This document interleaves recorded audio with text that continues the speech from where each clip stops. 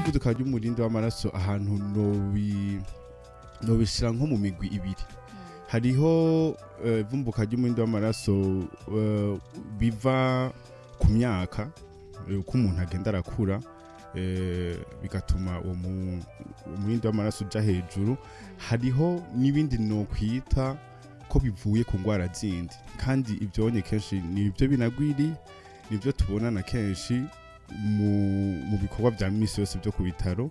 Ivyo navyo biba bivanye n'imibereho umuntu afise, nk'abantu bafungura umunyu mwinshi, nk'abantu banywa inzoga zinshi, nk'abantu barya ibintu vy'amavuta kandi n'ivyo bintu bindi vyononera uturingoti dutwara amaraso, kuko utwo turingoti tuca dutangura kuba dutoya kubera ivyo binure bitangura kugenda just muri utwo turingoti, hanyuma ntihabe hagikora neza. Hanyuma novuga ivyo bitera bindi, hariho n'uwatubajije rimwe abana batoya ko bashobora kugwara izo ngwara z'umutima. Iyo umwana akiri mu nda y'umuvyeyi, ibihimba byose niho bitangura kubaho, kandi hari igihe umwana ashobora hariho abo bahora babwira yuko umutima w'umwana ntiwiyugaye neza, kubera uko ibihimba bigenda birakora canke bigenda biriyubaka tukiri mu nda z'abavyeyi bacu, hari igihe bitaba vyakwiye, hanyuma umwana akaca atangura kugira izo ngwara z'umutima.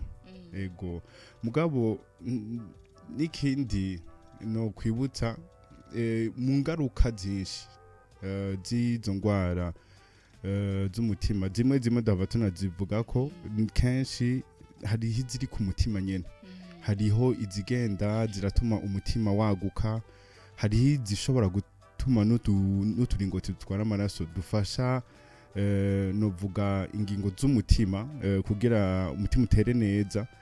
Utwo turingoti tukaziba, aho hantu hacatangura kugira ingorane z'ukuntu umutima utera, ukaca utangura kuza uratera buke buke.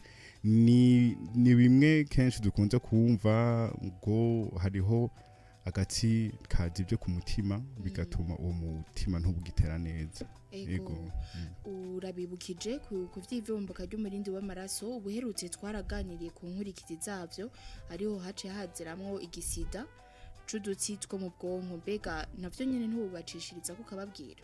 Ego ico kintu kandi twagisabwe n'umwe mu batumviriza, kandi ni ikintu gikunze kuboneka gose muri kino gihugu.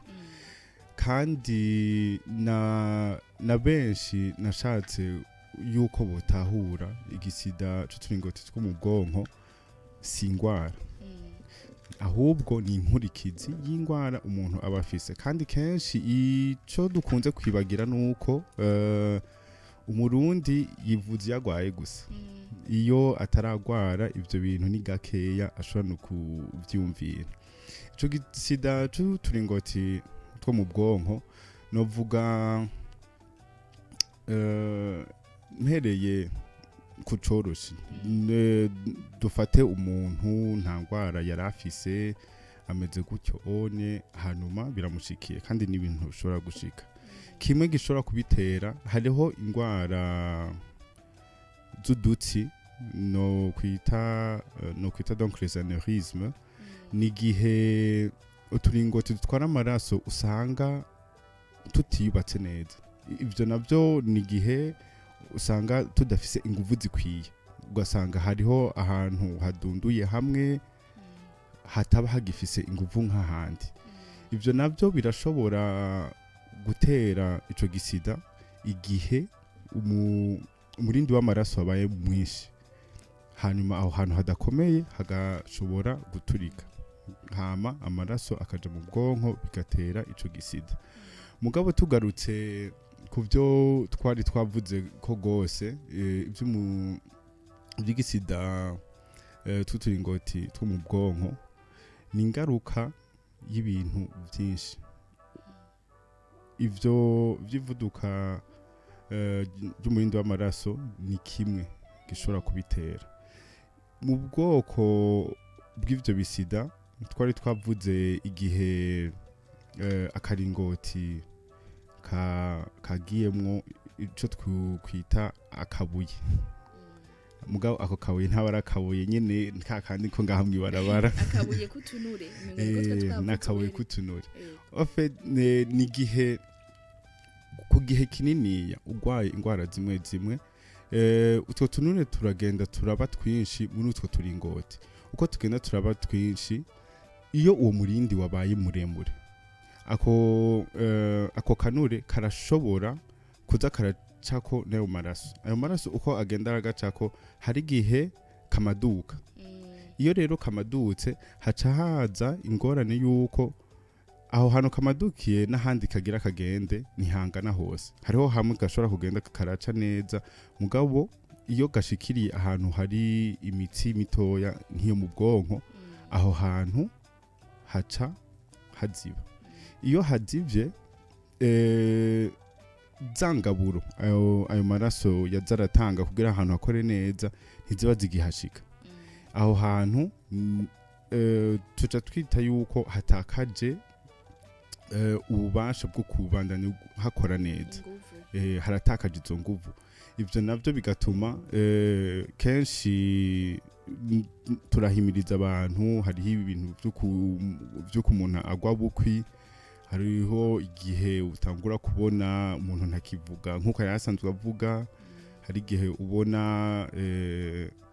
aho yarahagarariye araguye ku gihande kimwe hariho igihe usanga n'umuntu wakase ivyo byose ni ibimenyetso bimwe bimwe bishobora kwerekana ico gisida c'uturingoti two mu bwonko hariho n'ikindi gihe uko uturingoti twagiye turababazwa novuga twagiye turahura n'iryo vuduka ry'umurindi w'amaraso hari igihe usanga aho hantu hatagikomeye neza ntagikomeye hanyuma iyo hagiye iryo vuduka ry'umurindi w'amaraso hari igihe haca haturika aho naho ni igihe ushobora kumva kuko ku mutwe deja indani yo mu bwonko harikwije ngo haciye hajayo ayo maraso ariko aratembera umuntu arameneka umutwe aragira ibimenyetso byinshi bijanye no ku maso naho nyene ivyo one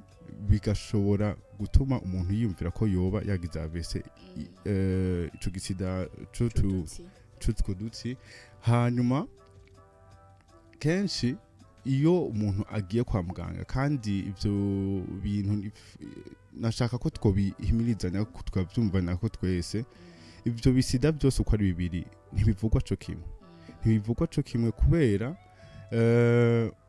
umwe umuringoti wazivye ikintu umuntu yirukira nukuraba yuko dushobora kuwuzibura ubundi umutsi waturitse amaraso areka agenda ahantu hose ikintu ca mbere twiyumvira nukugabanya uko kuntu ubwonko bugunzwe n'ayo maraso yasesetse ntibishobora kuvugwa co kimwe iyo abantu benshi babatumye amaradiyo ndazi benshi mu buvuzi tuvuga iradiyo tuzi ico dushatse kuvuga mugabo nugutomorera umwene gihugu ikintu gikenewe iradiyo ibona aya magufa ari ku mutwe ntibona ubwonko iradiyo umuntu aba akeneye ni kugira turabe ico kintu cashitse mu bwonko bwawe kugira umuntu ashobore kugufasha hakiri kare kandi kenshi iyo uwegereye ahantu hafi kwa muganga bashoboye gutora ico wabaye biragufasha gose nico nari nanavuze isaha y'inzahabu iyo saha ushobora gushikira ahantu hakwegereye kugira umuntu akuvure hakiri kare tugabanye ivyo no kwita amasekere ukuntu uzoshobora kugarukana ingufu zimwe kuri aho hantu hoba hababaye n'akandi kenshi no kwita igisida kiza mugabo ugasubira uko warumeze iyo nayo ni vyiza ko umuntu yivuza kuko ubu ufise amahigwe mabi menshi yuko ivyo bintu bisubira kukubako. Ego ndabibutsa ko turi mu kiganiro mvura murashobora kutwandikira kuri 72 23 23 mukabaza ikintu cyose mwifuza muganga ari ngaha kugira ngo ashobore kubibishurako. Muganga ku bibazo bagiye barabaza hariho abagiye barabaza ku kudakora neza kw'ivyigo yuko vyo babihuriranye n'ivyo vy'ivumbuka ry'umurindi w'amaraso canke ico gisida cudutsi two mu bwonko. Mbega uwo bacishiriza ko kababwira kijya twita insuffisance rénale kudakora neza kw'amafyigo ico arico imbere yuko ca dutangura tukishura ibibazo bagiye baratubaza.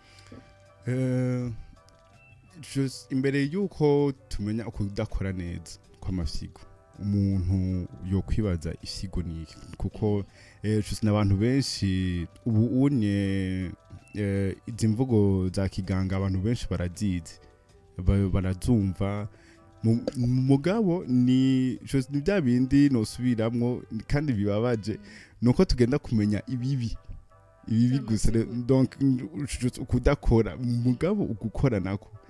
Amafyigo afise akamaro kaniniya gose mu mubiri. Amafyigo nakayunguriro k'umubiri novuga yuko niko kantu gafasha gose kugira ubumara busohoke mu mubiri. Amafyigo arafasha ukuntu amaraso akogwa kandi novuga atanga ingingo niniya kukuntu amaraso akogwa. Amafyigo arafasha kugira umurindi w'amaraso utarinze urafata donc n'umuti atana kimwe. Amafyigo yumvise ko umurindi w'amaraso wawe uri kuraduga urabitahura ugafasha kugira ivyo bintu bisubire ku murongo. Ivyo onye ni vyinshi iyo adatanguye gukora neza umuntu aca atangura kugira ingorane. Ukudakora neza rero kw'amafyigo kurafitaniye ubucuti bunini nuko kuntu umuvuduko w'umurindi w'amaraso ukuntu bihuriranye nuko uko kuntu amafyigo yarasanzwe akora kugira uwo murindi w'amaraso ugume uri mwiza ntibiba bigikunze. Iyo bitagikunze ni bimwe n'ukuntu amaraso araza bitangura kugabanuka.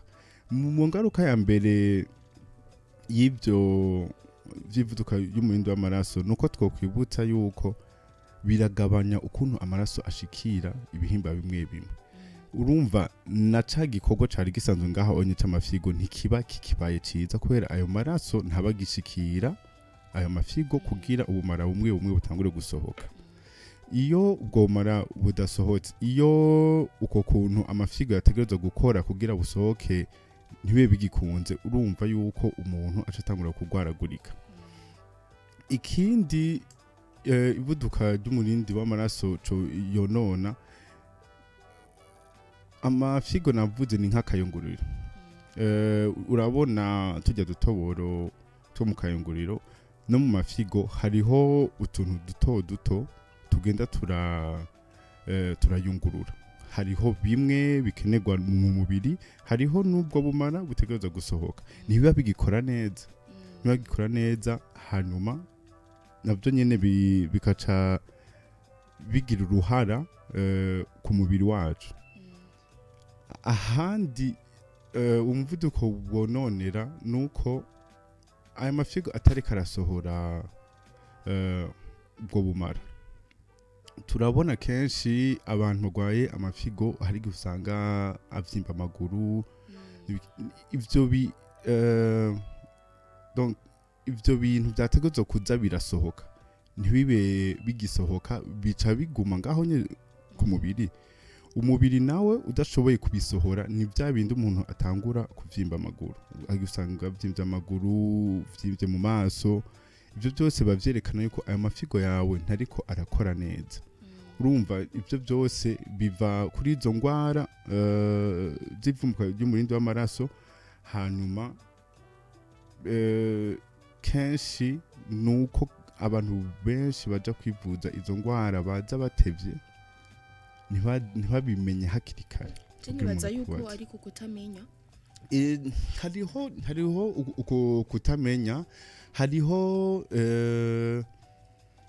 n'ukuntu twamenyereye ko twivuza turemvye gusa. Iyo umuntu avyutse ntakorore hanyuma yitambukira ntiyumve ntazunguriwe umenga vyose bimeze neza, mugabo ivyo ni ibintu naho atubari n'imyaka myinshi ni ibintu umuntu ategerezwa kuza aribuka.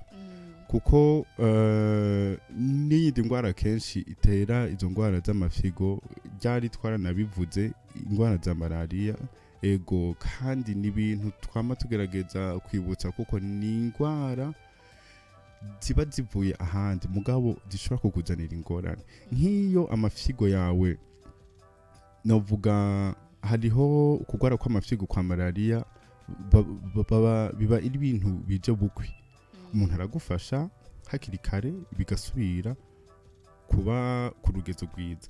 Mugabo iyo bibaye iby'igihe kinini nk'uko unyikwiza ingwara umuntu agwara ku gihe kinini, hari igihe iryo figo ryawe ritaba rigifise ububasha bwo gukora ibyo bitategereza gukora. Hanyuma kenshi iyo ushitse ku rugerugero ni hamwe bakubwira baguhindurira ifigo, bataguhindurira ifigo naho bagakoresha ibyo no kwita ifigo riri hanze y'umubiri, aho bakoresha amamashini yandi kugira bayungurure ubumara buri mu mubiri. Yego. Muganga ariko aradusigurira byinshi cyane, ariko imbere yuko dutangura kwishura ibibazo mwagiye muratubaza, reka mu mashiga batudugirize akaririmbo.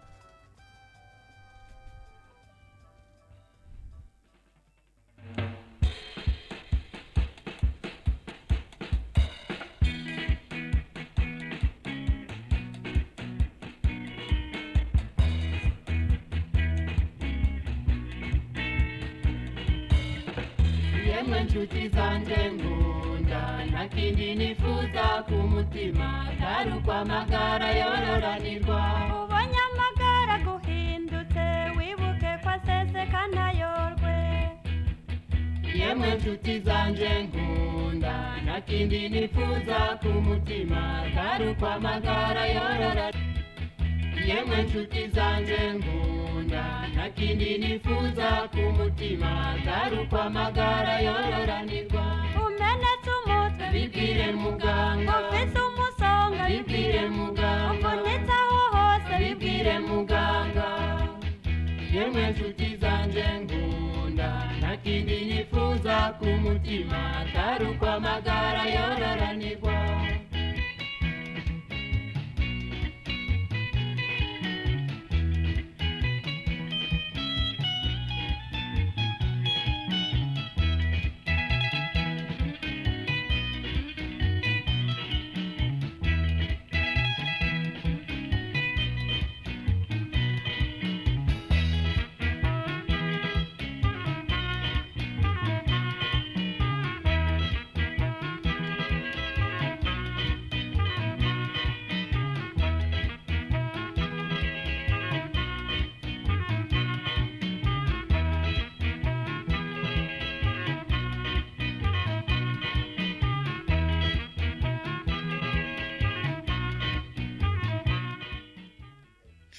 Ndabibutsa ko turi mu kiganiro mvura, ndi kumwe na muganga Brian agira ngo ubu unye atwishure ku bibazo mwagiye muratwandikira mutubaza. Uwa mbere yaravuze ati mbega AVC igisida c'udutsi two mu bwonko gifitaniye isano irihe na insuffisance rénale, ukudakora neza kw'amafyigo?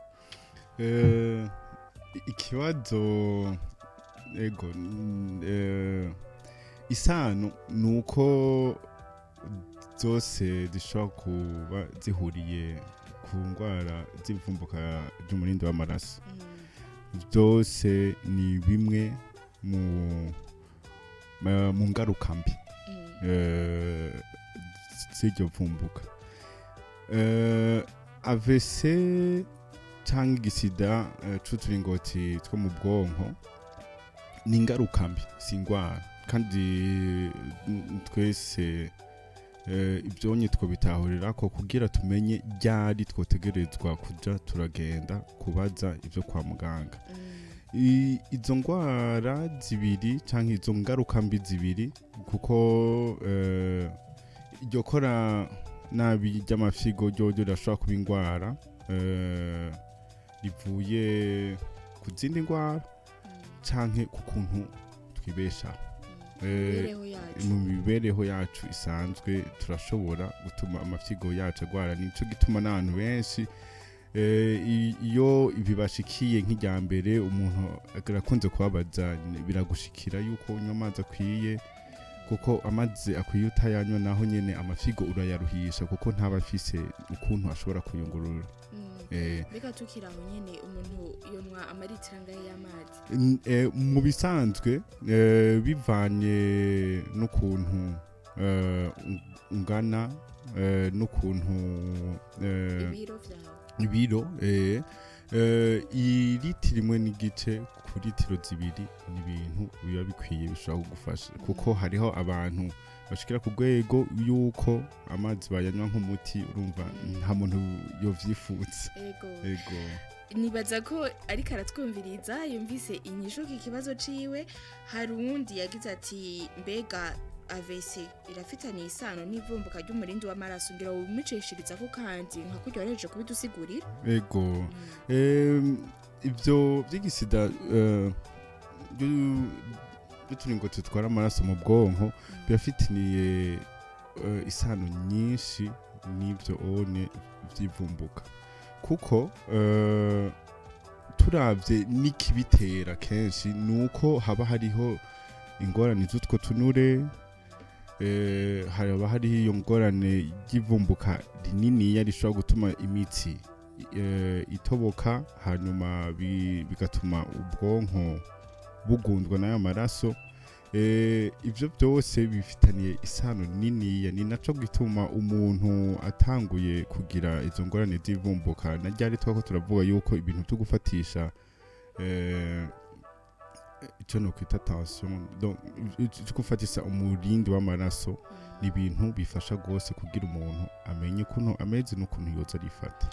Ego hari uwundi nawe yavuze ngo ni kuki abagwayi ba AVC igisida c'udutsi two mu bwonko benshi badakira baca bapfa?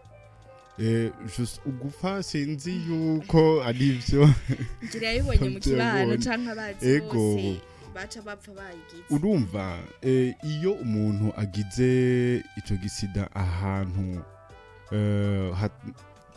hafitiye akamaro igihimba gikomeye, kubera ico gisida kigira ingaruka mbi ku magara bivanye n'ahantu cabereye.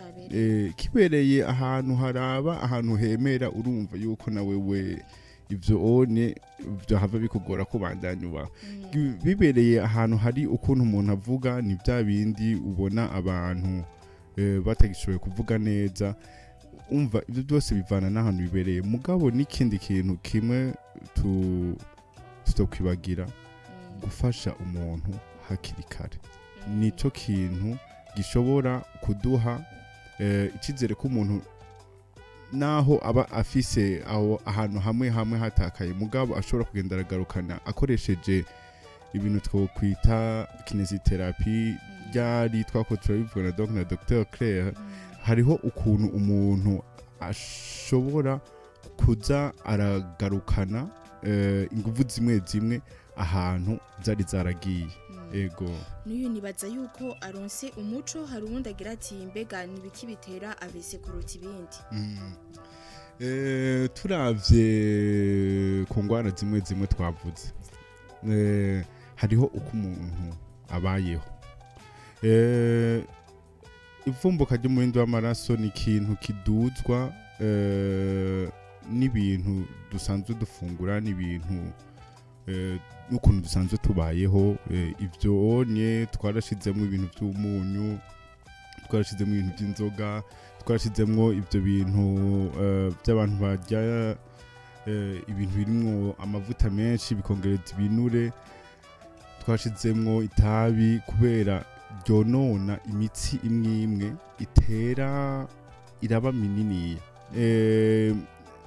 Iryo jambo ndashaka kurivuga mu Gifaransa kugira turitahure.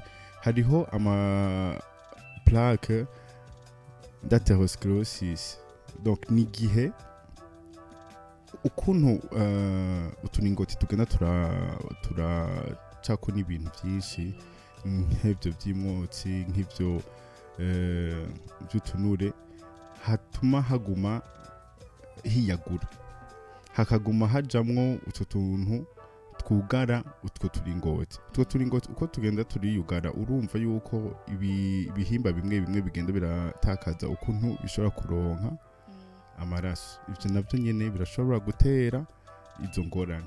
Ego, ndabibutsa yuko turi mu mwanya wo kwishura ibibazo mwagiye muratubaza, eka n'ubu nyene murashobora guma mutwandikira kuri 72 23 23 muganga ari ngaha kugira ngo abaye umuco, eka ndetse murashobora no kutwakura turabitaba. Muganga wundi yaravuze ati mbega hoba hari ubwoko bungahe bwa insuffisance rénale ngo babuvugwa gute? Ukudakora kw'amafyigo umuntu agenda arabushira mu migwi turavye ukuntu zirya ngingo navuze kare z'ukuntu amafyigo agenda arayungurura uko akora.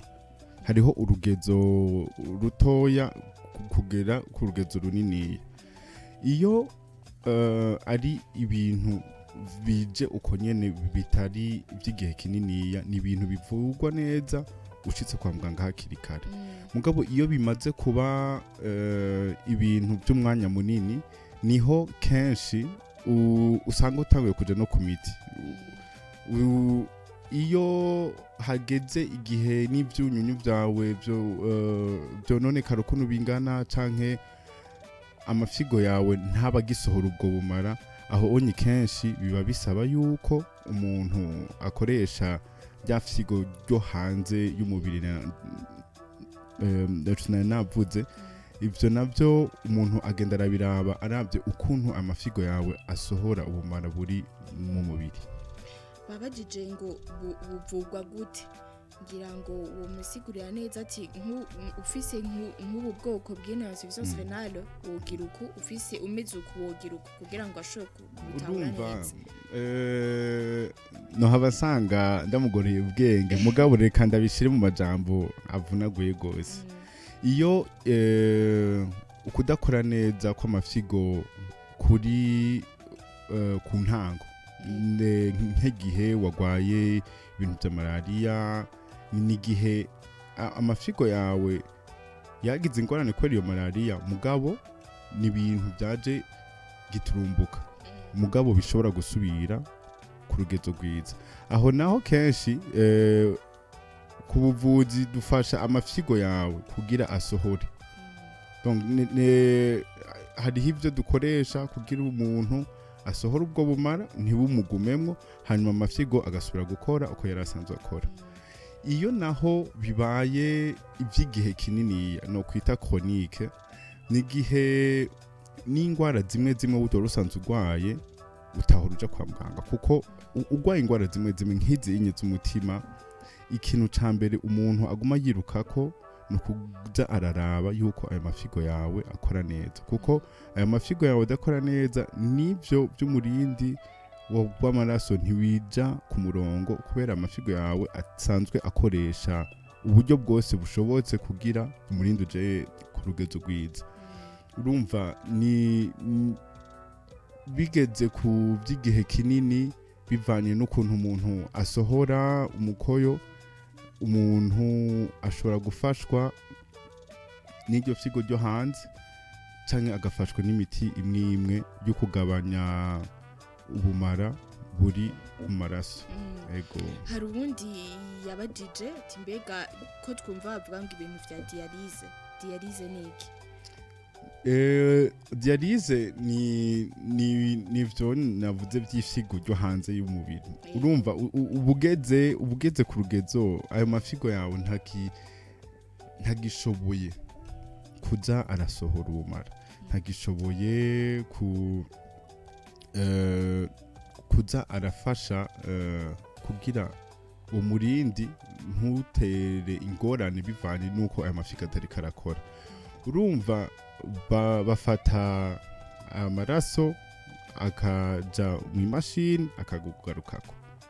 Urumva agaruka yagabanije ubwo bumara, barayasohora akaca basubira kuyagutera.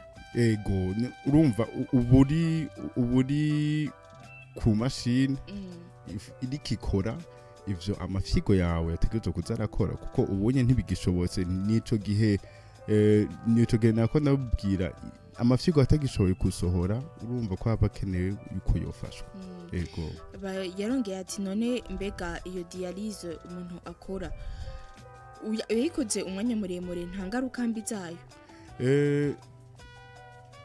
Dialyse ku gihe kininiya umuntu aza araraba n'ibipimo bimwe kuko kenshi nayitanguye hari igihe uyigumako igihe kininiya. Kuri abo bantu bafise izo ngwara z'amafigo y'igihe kininiya utegereza kuyigumako, kandi nico gituma umuntu ayiyumvira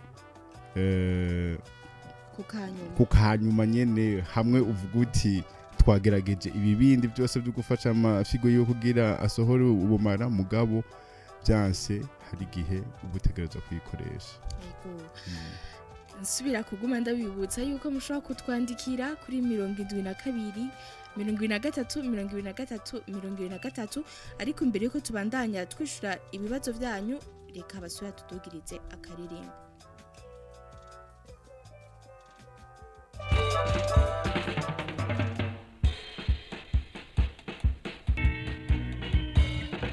Yemwe nshuti zanje nkunda, nta kindi nifuza ku mutima atari uko amagara yororanirwa. ubonye amagara guhindutse wibuke ko aseseka ntayorwe. Yemwe nshuti zanje nkunda, nta kindi nifuza ku mutima atari uko amagara yororanirwa. mubonye iby'indwara bigambaraye mirukiro yanyu ni muganga. Yemwe nshuti zanje nkunda, nta kindi nifuza ku mutima atari uko amagara yororanirwa. inganda z'amazigwa mu rwangara ziganya amagara mu kwishariza.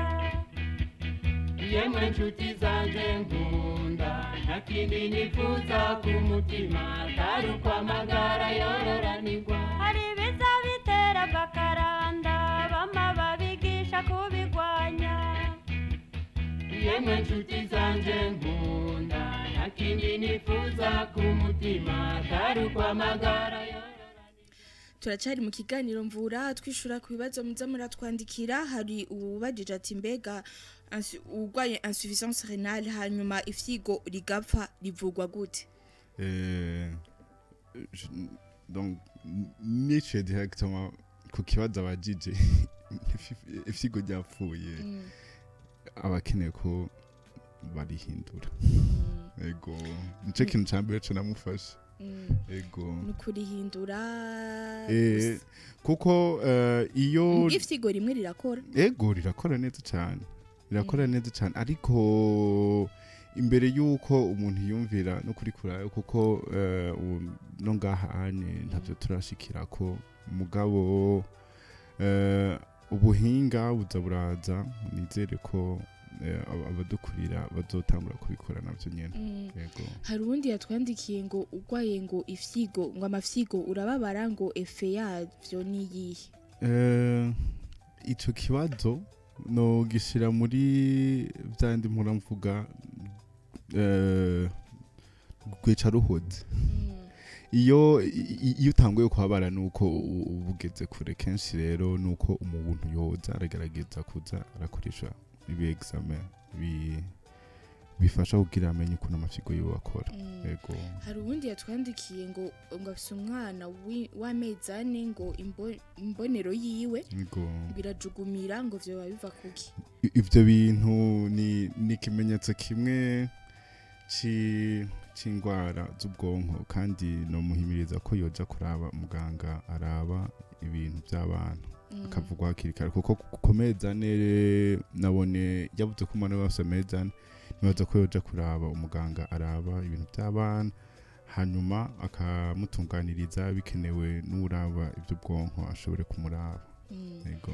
Mubandanya mubaza ibibazo byanyu, mbega muganga Brian wubwira iki, uhohanura iki abantu kuvyerekeye zino ngwara duhejeje kuganira ko zari zitatu? Hari ivumbuka ry'umurindi w'amaraso, igisida ntatari ingwara, igisida c'udutsi two mu bwonko, eka ndetse no kudakora neza kw'amafyigo, insuffisance rénale. Wobahimiriza iki, wobabwira iki kugira ngo bivuze kare canke ntibivuze amazi yarenze nkombe? Ico kintu muri no minsi kubijanye n'akazi ko ku bitaro ni ikintu umuntu aguma yiruka ko gose, kuko abantu ntinzi yuko ari ukutamenya canke ukwiyubagiza ibintu bimwe bimwe. Umuntu arashobora kuja kwa muganga akabonana n'uwo muganga araye ivy'umutima akamushira ku miti, hanyuma ugasanga umuti yarawuhevye. Imiti umuntu abaha si yo gukiza ingwara burundu, kuko ingwara y'umutima murashobora kubana neza ufata umuti, kuko uwo muti ufasha gushira ku rugezo rwiza uwo murindi w'amaraso. Mugabo hari abantu benshi gose bikikamukiza ubu bakabwira abantu ko bafise imiti ivura izo ngwara. Ni ingwara ubuhoho haranavuyemwo izo z'umutima n'izo za diabete. Ubu niho bavuga yuko n'amakanseri bayavura n'ingwara zose ngo zirakira. Mugabo umuntu akibagira ko kenshi iyo wiyumviye kuja kwivuza umutima nuko wagiye umerewe nabi. Ijya miti umuntu abandikira, iyo utanguye kubona umurindi w'amaraso wawe uri kuraja ku murongo, ni vyiza cyane, ntibiriko biragora amafigo yawe ngo bitangure kuzana izindi ngwara, kandi na wewe ntibiriko bironona ingingo zimwe. Twaravuze ko ingingo z'amaso iyo umurindi w'amaraso uri hejuru hose ushobora konona udutsi duto two mu maso. Mugabo abantu ubu bagira izo ngorane z'ibisida vy'uturingo tutwara amaraso mu bwonko, abantu benshi bagira izo ngorane z'amafyigo adakora neza, n'abantu bigeze kuba bari ku miti, kandi n'ikibano naco nyene kirimwo. Umuntu aragenda akakubwira ati ngo naraciye kwa naka aranyandikira umuti w'ikirundi. Umuti w'ikirundi ikintu kibabaje nuko atanarimwe turagira ubwo bushakashatsi bwo kumenya mbega imiti basokuru bakoresha hari mwiki akamaro, urugezo nogira gumuti gungirira akamaro n'ugwaye. Ivyo byose ni ibintu tutiyumvira, mugabo twoza turibaza na twebwe. Umuvuzi w'ikirundi ntawe nase mugabo adafise ikintu ahagazeko canditse, naho yoba ari vyerekana ukuntu umuti wiwe ukora, vyofasha umwene gihugu. Mugabo ubunye barabeshwa gose, abantu baraheba imiti, kandi nikibabaje nuko n'abantu bize ubunye ahubwo umenga bose amashuri twarayashize hasi turayibagira. Mugabo nukuza turibaza ibibazo. Urazi ico biva ko no banibaza kubera ko nk'abafise izo ngwara z'umwanya muremure nk'ivumbuka ry'umurindi w'amaraso ari byo hypertension, harabusanga bandikiwe nk'umuti ubuzima bwose, akaca avuga ati umuti uzohavuremera nk'igitigo, tukaca twivura ukaca usanga uragabanije ugiye ku iyo yindi miti y'ikirundi nayo utazi ingaruka mbi zayo. Urumva aho bwicuvuze ni ikintu kinini yacu gose, ni ikintu kinini nkunze, kuko twiyumviriye ingaruka mbi zica ziza izi inye duhejeje kuvuga zozo ntizizokumugaza ku mubiri gusa zikumugaza no mu bibereho yawe ibyo no kwita santé mentale utanguye kubona wahora witambukira wahora wibeshejeho wenyene wikurura twawe ta muntu deranjije ukatangura kubona ntibigikunda urumva yuko ubugiye kure gose ego ni miti novuga urashobora kudebukirwa mugabo nta kudebukirwa hanyuma utangure kugira izindi ngwara utazoshobora kubona ukuntu ufashwa n'undi muntu ari wese atari wewe ni ibintu bibabaje gose nico bituma duhimiriza gose umuntu agerageze kuza arafata iyo miti kugira imufashe ego murumvise impanuro za muganga Brian niyubare kandi mufate neza imiti bagiye barabaha nta bindi bibazo muraturungikira ariko imbere yuko turangiza gato ya mu mwanya mutoyi reka basubira tugudugiriza akaririmbo gato tugaruka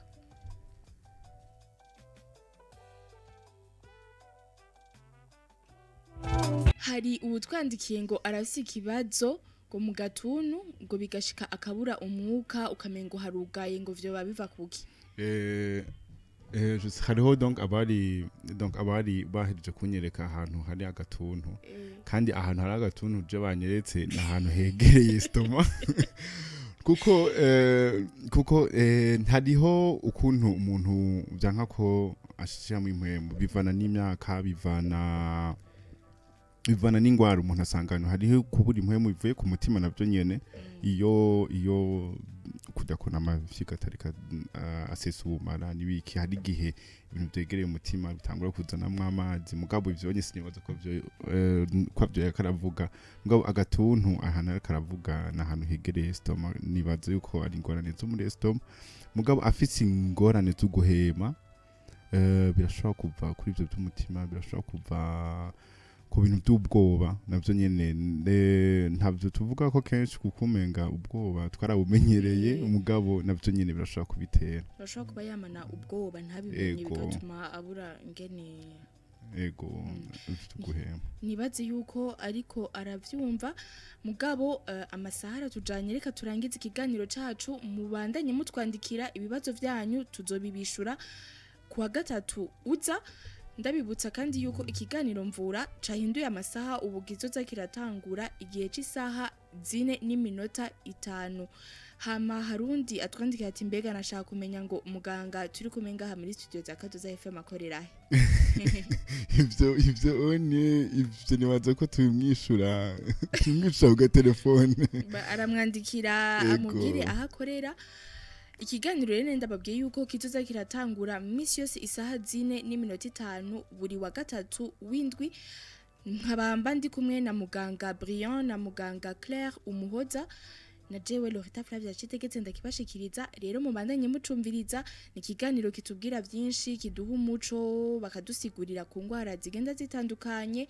tukahakurira byinshi ubumenyi bwinshi cyane mwakoze rero mwebwe mwese mwaduteza birinda gushimiye nawe muganga Brian ndabashimiye kandi nkashimira gose n'abatwumviriza ni ibintu byoshe kuganira ku magara y'abantu kandi nkabibutsa yuko naho abarundi bakunze kuvuga ngo nta myaka 100 tuzobaho tuzofume tubaho mike mugatubahe neza mike myiza yego ndashimiye na Billy Ingabire yari mu buhinga bw'ivyuma mubandanye mwumviriza Kazoza FM ijwi ryo kugwiza umwimbo